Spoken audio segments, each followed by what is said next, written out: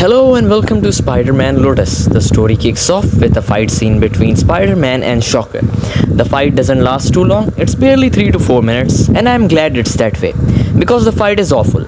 Not only are the visuals of the fight scene bad, but the dialogues are also ass. On top of it, Shocker. Shocker is just annoying. His voice is reverbed. Spider-Man. And his design also sucks. Looks like a fucking scarecrow. So just like that, in the first 5 minutes, we get to witness Oscar-worthy performance, goofy dialogues, and unnecessary flips by Spidey. I thought it was a build-up to some combo or shit, just like in Spider-Man PS4, but he just ended up doing the Fortnite emote. Anyways, we can't just judge the entire movie on the basis of the first 5 minutes. Or can we? Does it get better is the main question. No, it only gets worse. After the fight scene, we cut to a flashback in which Peter tries to propose Gwen, but he couldn't because he's a little bitch and doesn't have the guts. Then we have some unnecessary dialogues followed by a heated argument between Peter and Harry. The reason why they're fighting is the same: empathy and loss and how to deal with it, which is basically the core theme of the movie.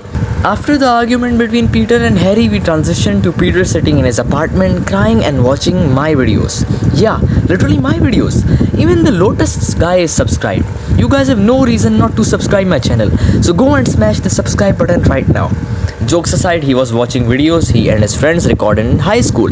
Not gonna lie, this was a very powerful scene, very kidney touching scene.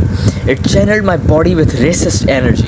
After this emotional masterpiece of a scene, we see Harry wander in the streets of New York for 4 minutes straight. Yeah, he legit just walked for 4 minutes. There is no impact of the scene on the main story. It feels like someone in the production team saw the movie and was like, nah man, 1 hour and 56 minutes doesn't seem appealing enough, so let's make it 2 hours. Let's hit the 2-hour mark. After this, the camera pans up to Peter, who has finally put on the Spider-Man suit for the first time after Gwen's death. So all that wandering was just a build-up to this scene? Peak cinema moment. However, after this we get to see an accurate representation of Gwen's death just like in the comics, and this scene is followed by the goblin tormenting Peter for 15 minutes straight until the power of plot armor kicks in and Peter does a Uno reverse card on the goblin. Peter then proceeds to beat the shit out of him. To be honest, I actually liked this scene. This was far better compared to the Shocker fight scene. It felt like a combination of both Raimi movies and the Amazing Spider-Man movies, such as the setting, like the building which was on fire.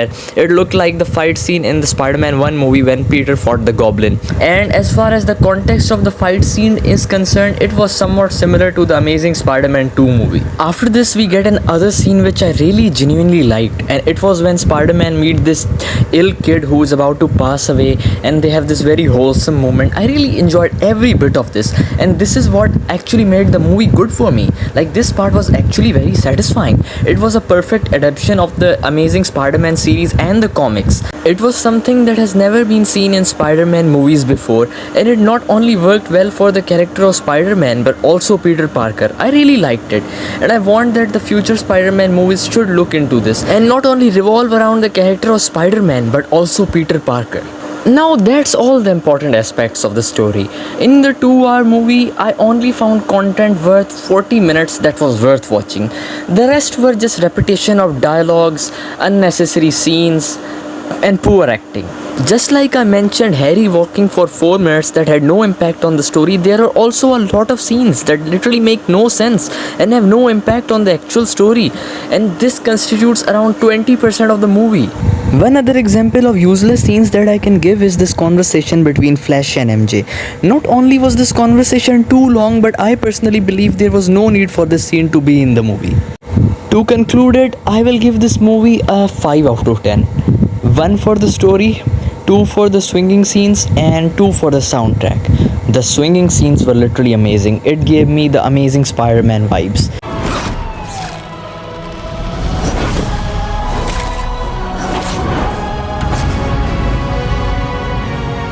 And for the soundtrack, I don't have words to describe how good it actually is.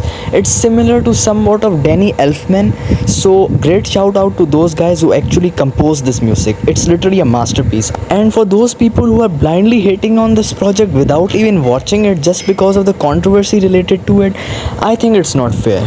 We should separate the art from the artist and at least watch the movie first before criticizing it. So that's all for today's video. If you guys have enjoyed, make sure to like the video and subscribe the channel for more.